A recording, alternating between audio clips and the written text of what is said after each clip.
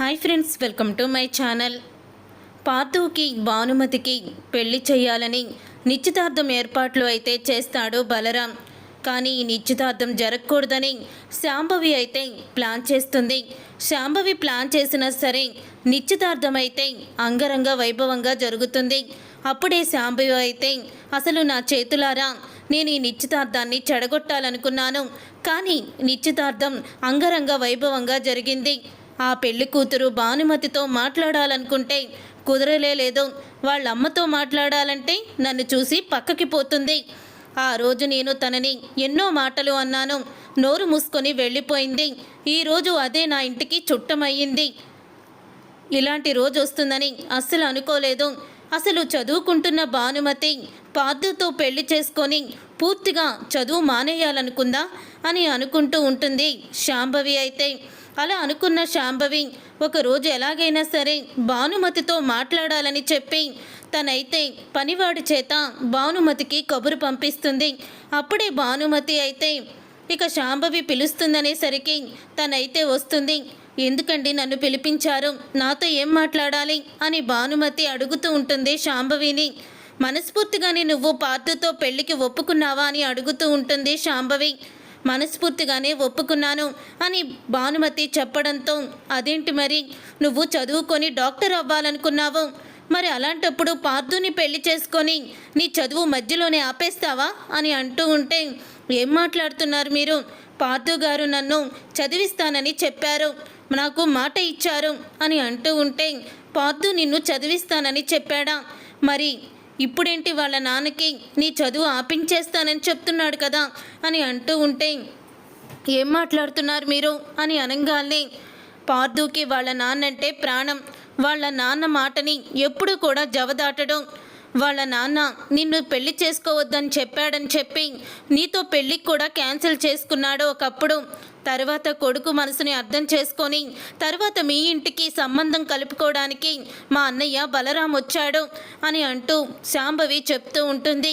మీ నాన్నకి మా అన్నయ్య ఒక మాట చెప్పాడు, మీ కూతురు ఇక్కడ వరకు చదివింది చాలు, తర్వాత చదవడానికి వీల్లేదు అని మీ నాన్నతో చెప్తే, మీ నాన్న నీ చదువుని పూర్తిగా మానిపించేస్తానని చెప్పాడు కదా. కానీ నువ్వు పార్థుని అడిగావు, పార్థు నీకు పెళ్లి చేసుకునే వరకు మాత్రమే నీ మాట వింటాడు. తర్వాత నీ మెడలో తాళి పడ్డాక పార్థు వాళ్ళ నాన్న కొడుకే, నిన్ను కాలేజీ కూడా వెళ్ళనివ్వడు, ఇంటి నుంచి గడప కూడా కాలు బయటికి పెట్టనివ్వడు అని అంటూ ఉంటుంది శాంభవి.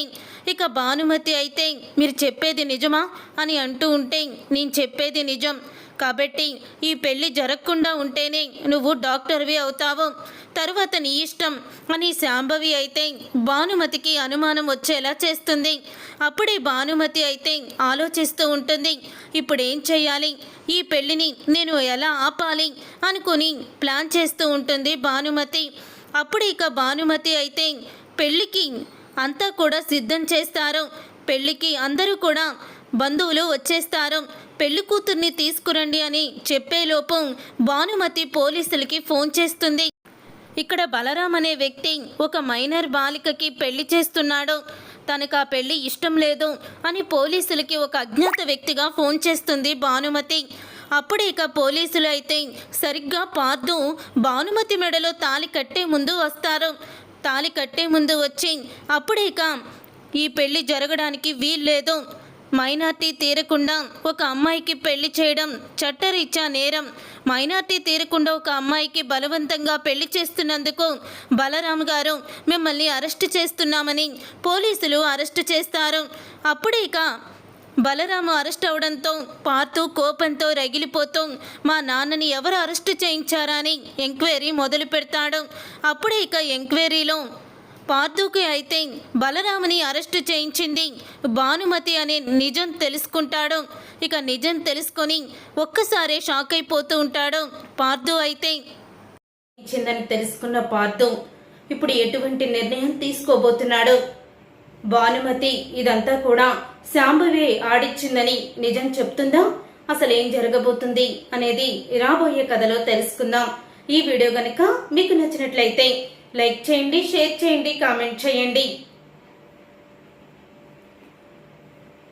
భానుమతి సీరియల్ అప్కమింగ్ ఎపిసోడ్స్ని టీవీలో కన్నా ముందుగా చూడాలనుకుంటే ఛానల్ని సబ్స్క్రైబ్ చేసుకొని పక్కనే ఉన్న గంట సింబల్పై ఆల్ అని క్లిక్ చేయండి.